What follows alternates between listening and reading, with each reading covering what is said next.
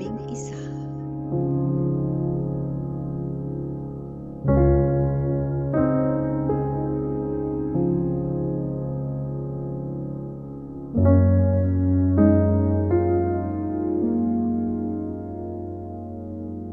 Kinasusuklaman ng Panginoon ang nandaraya sa timbangan, ngunit ang nagtitimbang ng tama ay kanyang kinalulugdan.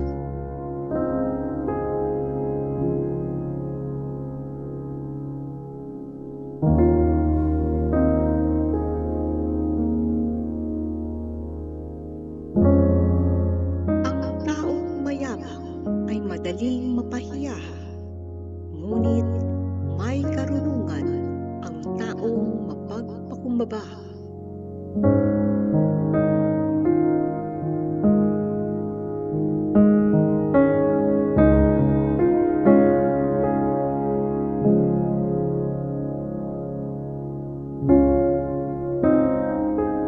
Ang pamumuhay ng may katapatan ang gagabay sa taong matuwid, ngunit ang taong mandaraya ay mapapahamak dahil hindi tama ang kanyang pamumuhay.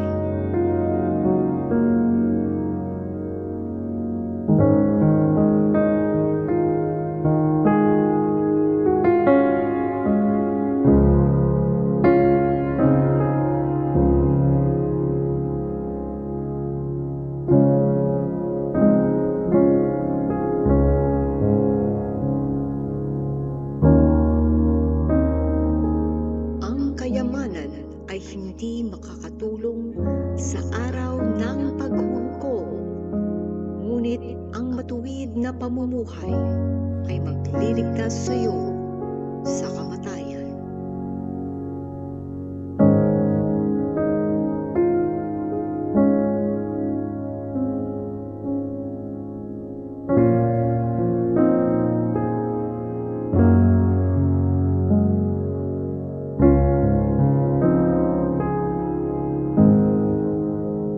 Ang matuwid at walang kapintasang pamumuhay ay makapagpapagaan ng buhay, ngunit ang masamang pamumuhay ay maghahatid ng kapahamakan.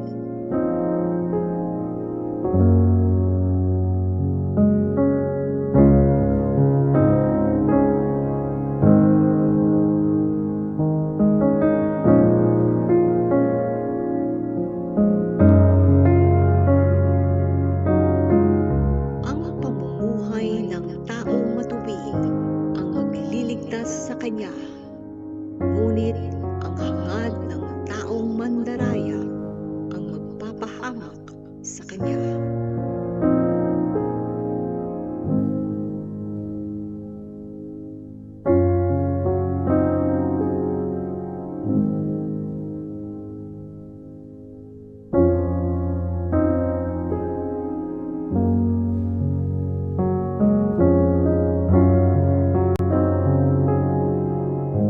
Kapag namatay ang taong masama, pag-asa niya'y mawawala at ang kanyang mga inaasahan ay mawawalan ng kabuluhan.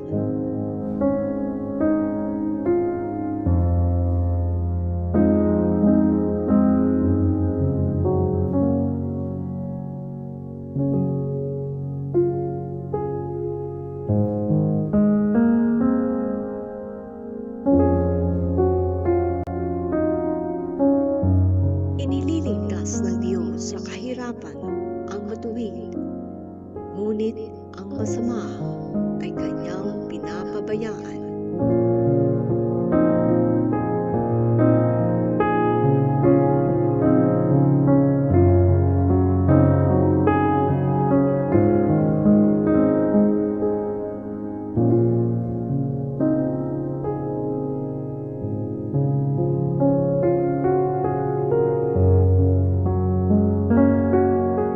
Sinisira ng hindi makadiyos ang kapwa niya sa pamamagitan ng kanyang mga salita. Ang taong matuwid ay maililigtas ng kanyang kaalaman.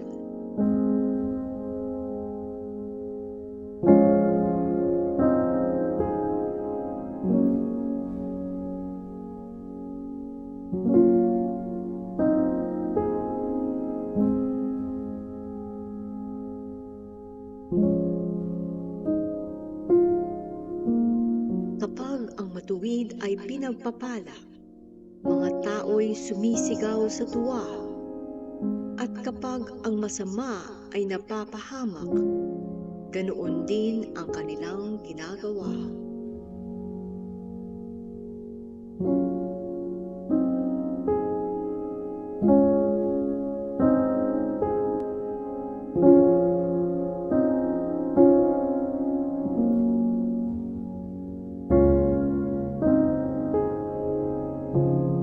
Umuunlad ang isang bayan sa pagpapalad ng mga mamamayang matuwid, subalit nawawasak ito sa pamamagitan ng salita ng masama.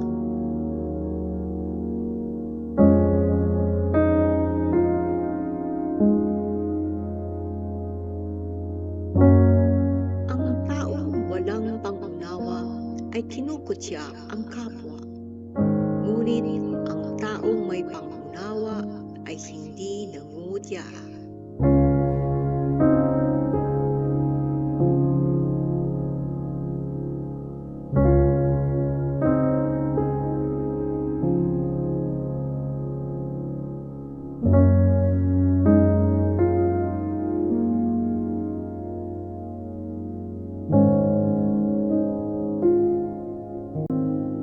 Ang mga taong madaldal ay nagsisiwalat ng sikreto ng iba, ngunit ang taong mapagkakatiwalaan ay nakakapagtago ng sikreto ng iba.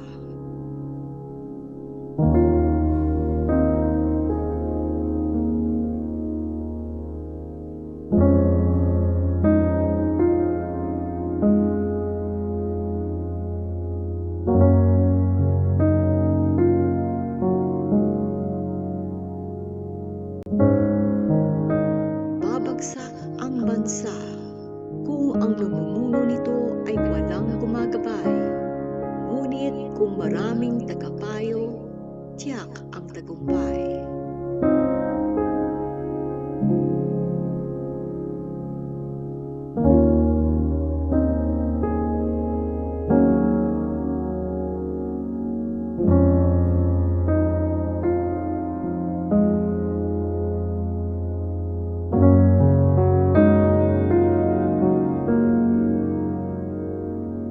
Delikado ang mangakong managot sa utang ng iba, kaya iwasan itong gawin upang hindi ka magkaproblema.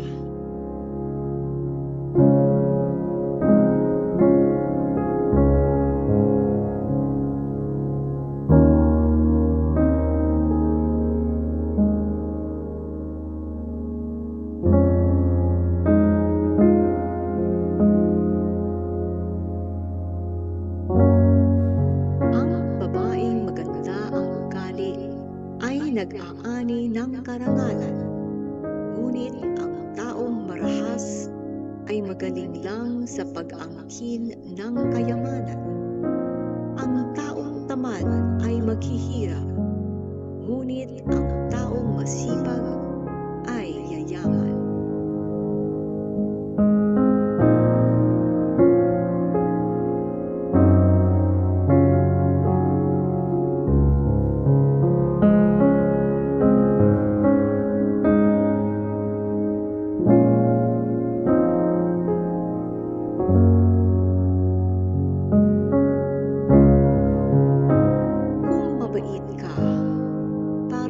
Sa iyong kabutihan, ngunit kung malupit ka, para yun sa iyong kapahamakan.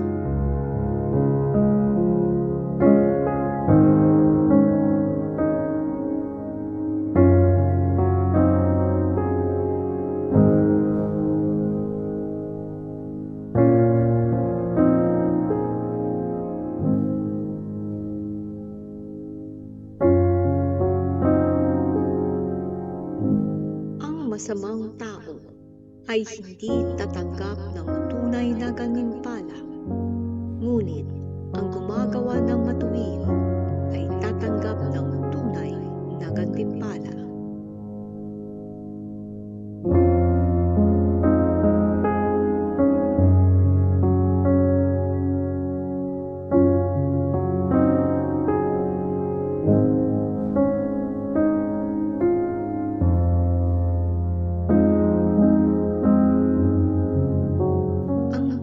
Gumagawa ng matuwid ay patuloy na mabubuhay, ngunit ang taong gumagawa ng masama ay mamamatay.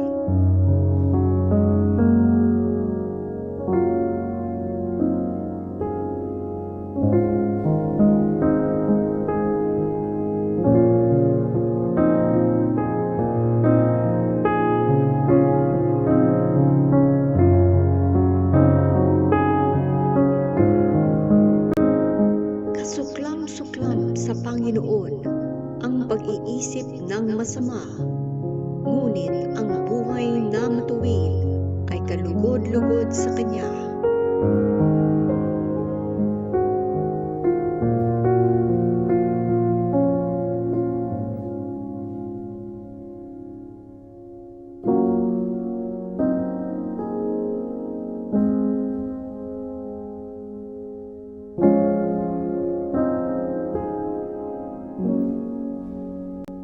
Ang taong masama, tiyak na parurusahan, ngunit ang matuwid ay makakaligtas.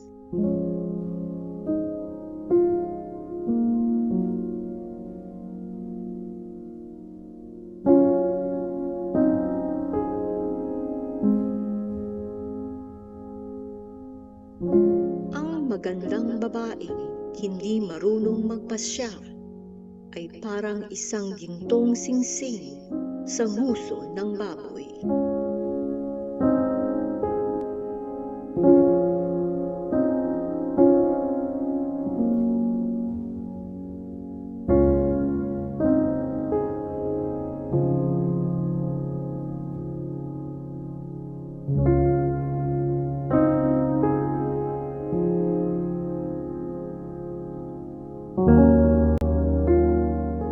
Ninanais ng matuwid ay pawang kabutihan, ngunit ang ninanais ng masama ay nagdudulot ng kaguluhan.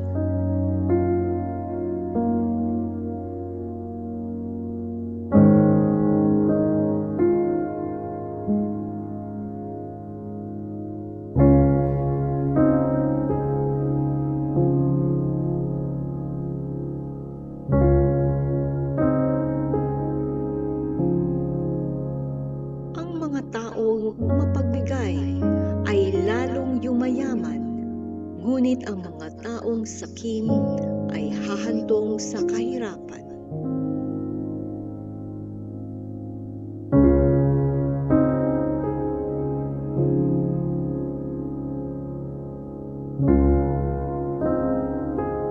Ang taong mapagbigay ay magtatagumpay sa buhay. Ang taong tumutulong ay tiyak na tutulungan.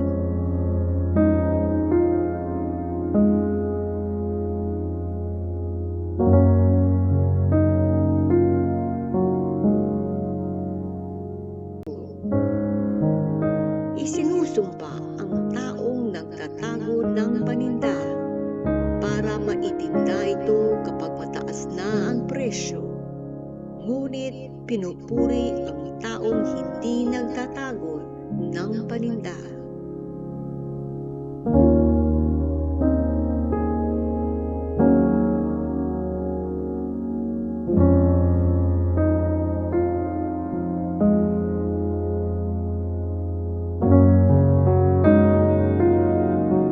Ang taong naghahanap ng kabutihan ay makakatagpo nito.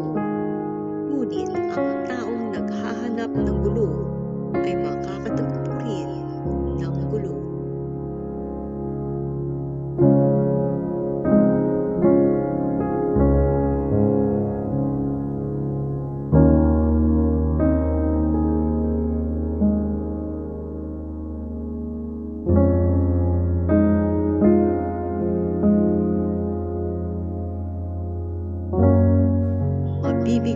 ang taong nagtitiwala sa kanyang kayamanan. Ngunit ang taong matuwid ay lalago na parang sariwang halaman.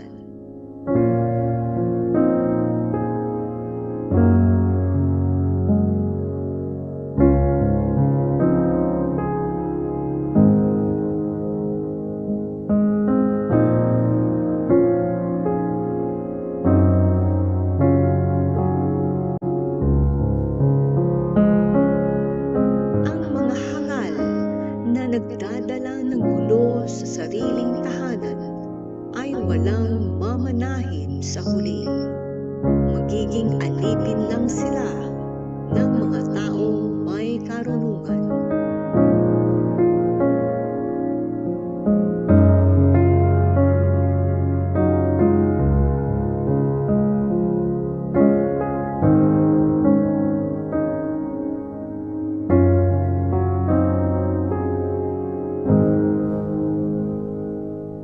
Ang ginagawa ng mga taong matuwid ay makakatulong sa iba upang mapabuti at mapahaba ang kanilang buhay, at madadala niya ang mga tao sa pamamagitan ng kanyang karunungan.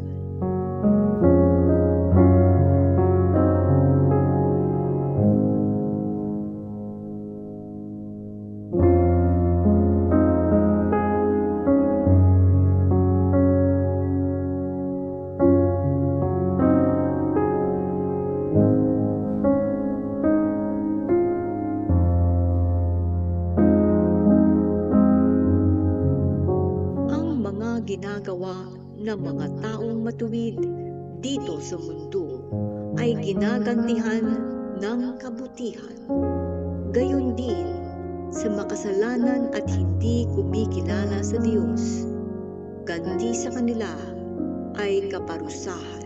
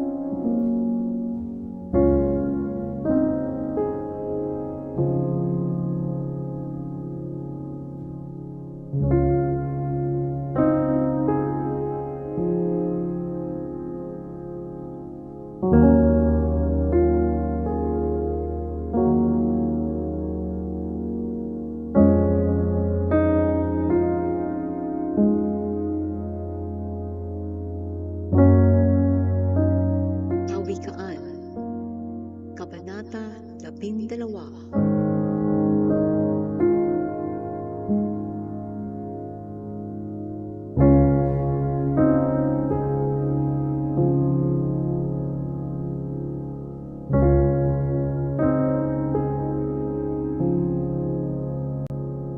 Ang taong tumatanggap ng pagtutuwid sa kanyang pag-uugali ay nagnanais ng karunungan, ngunit ang taong ayaw tumanggap ay hangal.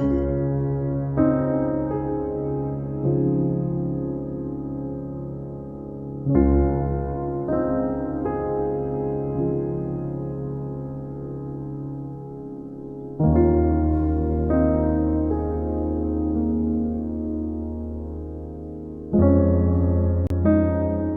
mabuting tao ay kinalulugdan ng Panginoon, ngunit ang taong nagpaplano ng masama ay kanyang pinarurusahan.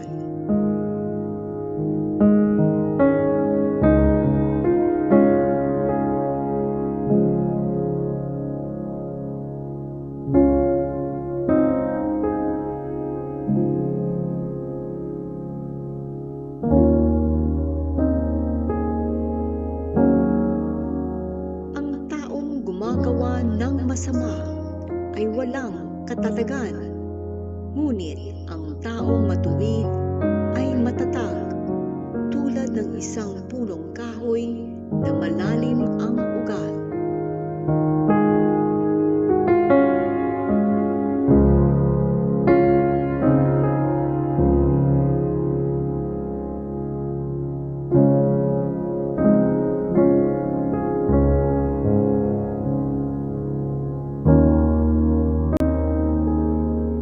Ang mabuting may bahay ay kasiyahan at karangalan ng kanyang asawa, ngunit parang kanser sa buto ang nakakahiyang asawa.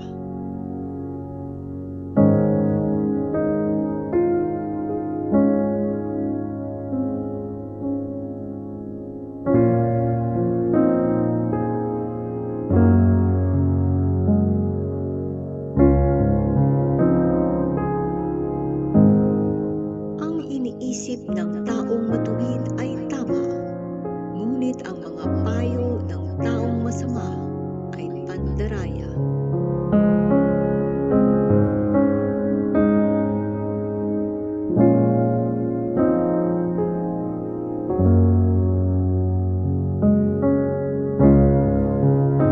Ang salita ng taong masama ay nakamamatay, ngunit ang salita ng taong matuwid ay nakapagliligtas.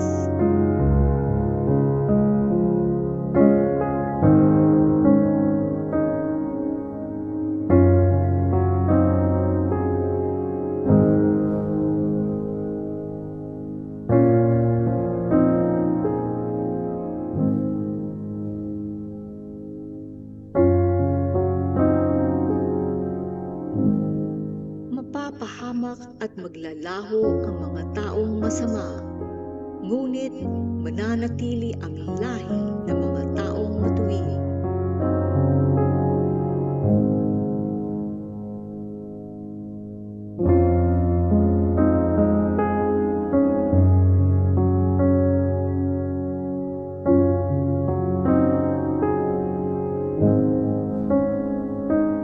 Pinararangalan ang taong may karunungan, ngunit hinahamak ang taong masama ang kaisipan.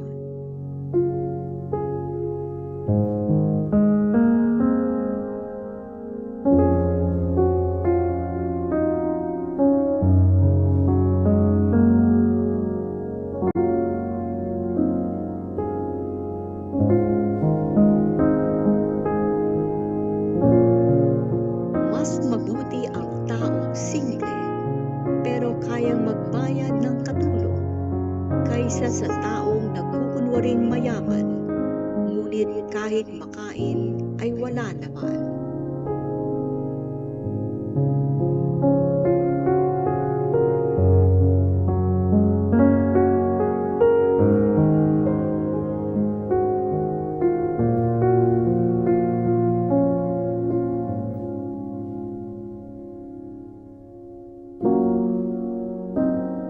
Ang taong matuwid ay mabait sa kanyang mga alagang hayop, ngunit ang taong masama ay malupit at walang awa sa kanyang mga hayop.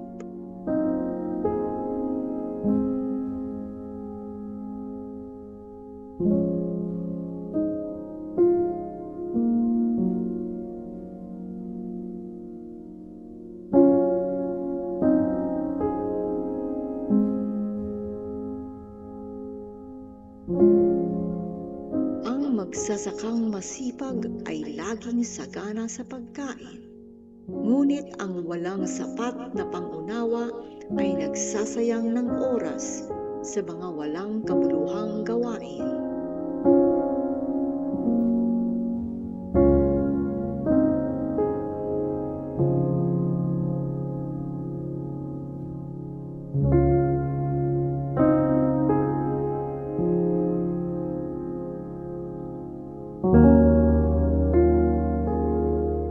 Ang taong masama ay laging kasamaan ang ginagawa, kaya hindi matatag ang kanyang kalagayan. Ngunit ang taong matuwid ay matatag gaya ng punong kahoy na malalim ang ugat.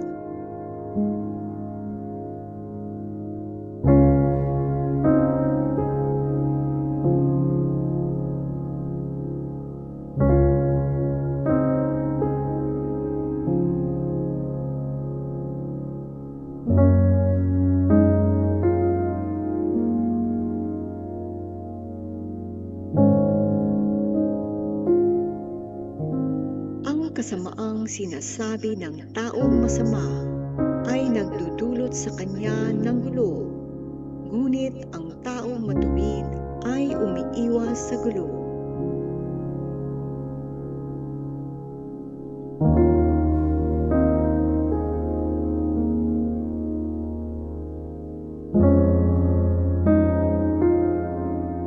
Ang bawat isa ay tatanggap ng gantimpala ayon sa kanyang sinabi o ginawa.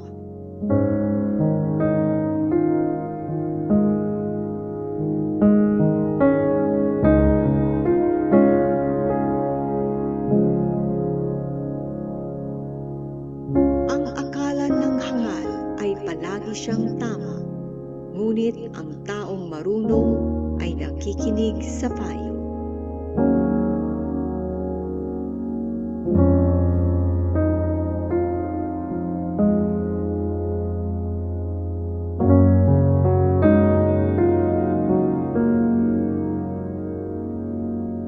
Ang hangal ay madaling magalit kapag iniinsulto, ngunit ang taong may karunungan ay hindi pinapansin ang pang-iinsulto sa kanya.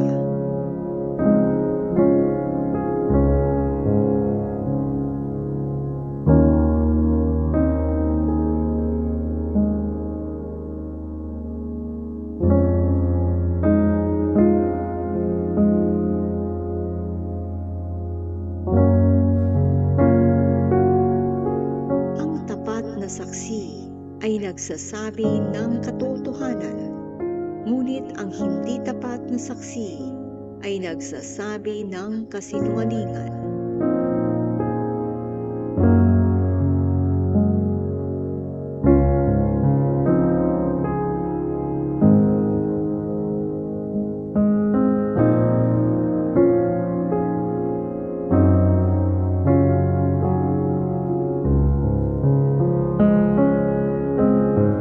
Ang pabigla-biglang salita ay nakakasugat ng damdamin, ngunit ang magandang salita ay nagpapagaling.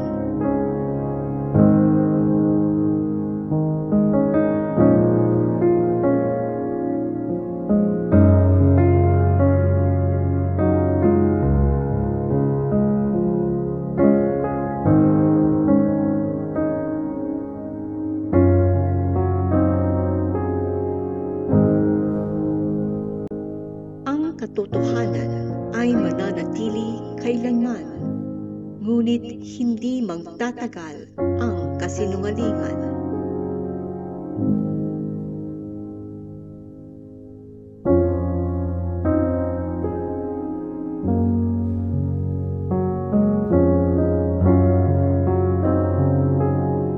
Pandaraya ang nasa puso ng mga tao nagbabalak ng masama, ngunit kagalakan ang nasa puso ng mga taong nagbabalak ng mabuti.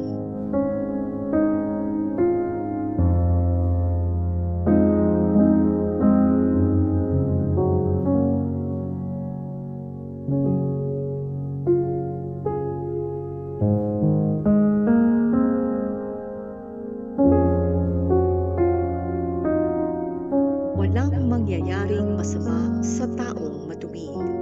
Ngunit sa masama, pawang kaguluhan ang mararanasan.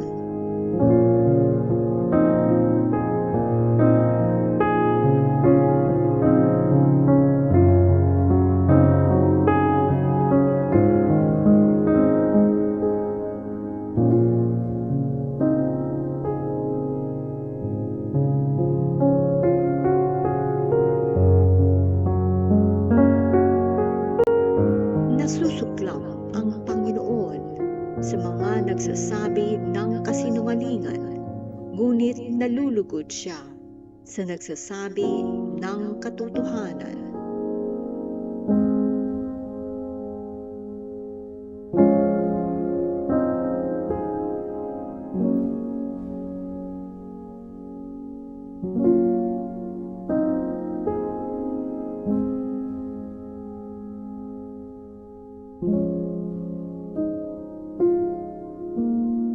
Hindi ipinagyayabang ng taong marunong ang kanyang nalalaman, ngunit ang hangal ay ibinibida ang kanyang kahangalan.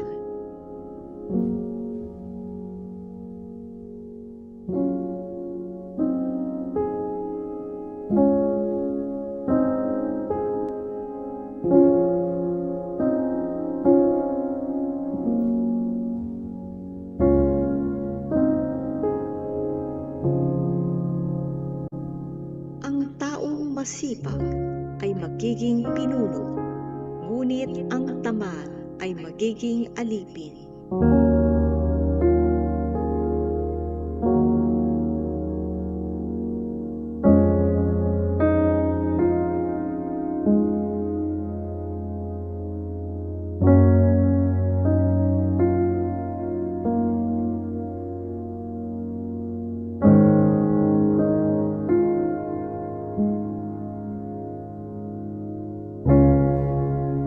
Nakapagpapalungkot sa tao ang kabalisahan, ngunit ang magandang pananalita ay kaaliwan.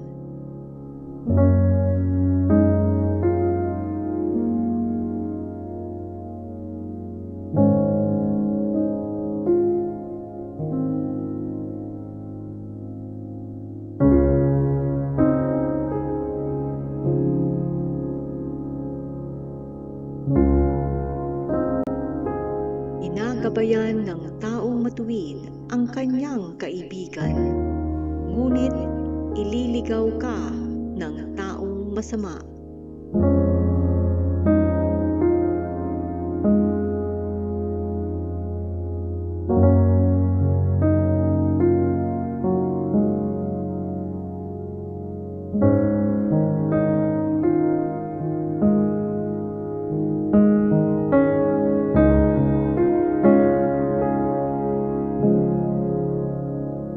Hindi makakamit ng taong tamad ang kanyang hinahangad, ngunit ang taong masipag, maganda ang hinaharap.